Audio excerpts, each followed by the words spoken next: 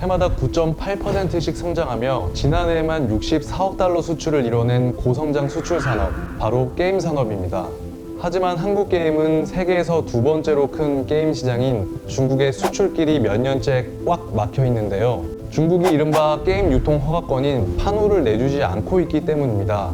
이로 인한 한국 게임 산업의 피해 규모는 약 수조 원에 달할 것으로 예상됩니다. 그 사이 중국 게임들이 한국 시장을 빠르게 잠식했습니다. 국내 모바일 게임 시장 인기 순위 1, 2위를 포함해 10위권 안에만 중국 업체 게임이 3개나 들어있습니다. 중국은 지난해 3월부터 일본 및 미국 게임 등 약 185개의 외국 게임의 판호를 발급을 재개했지만 한국 게임은 그 대상에서 여전히 제외됐습니다. 지금 특히 미국이나 일본 게임도 판호가 나오는 상황에서 한국 게임만 판호가 안 나오고 있기 때문에 게임이라는 것은 그 살아있는 그 생선하고 똑같아요. 근데 시간이 가면 갈수록 이게 썩어버리거든요. 그래서 3년이나 이게 묵힌 상태로 중국에 또 판호를 신청한 지 벌써 4년째 되는 게임들도 있고 이런데 인기 순위가 빠르게 변화하는 게임 업계에서 시간은 말 그대로 금입니다. 그렇다면 중국은 왜 한국 게임의 수출기를 내주지 않고 있는 걸까요?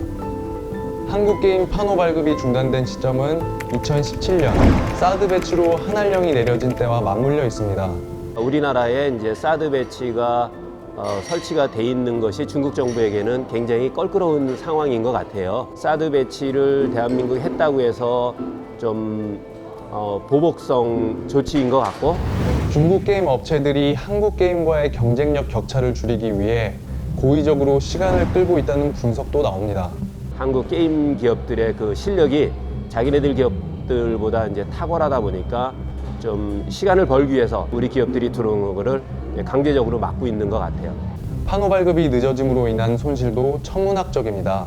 몇 조 단위의 피해로 예상을 하고 있어요. 한 게임만 매출이 어쨌든 로열티 수입이 한 2천억만 되더라도 10개가 되면 2조가 되는 거고요.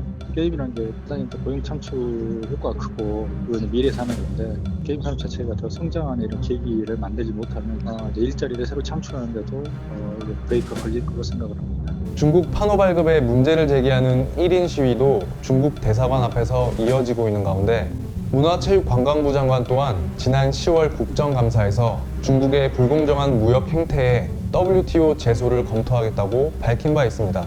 공정한 룰이 지켜져야 게임이 되지만 중국이 시장을 내주지 않는 탓에 한중간 공정한 경쟁이 이뤄지지 못하고 있습니다.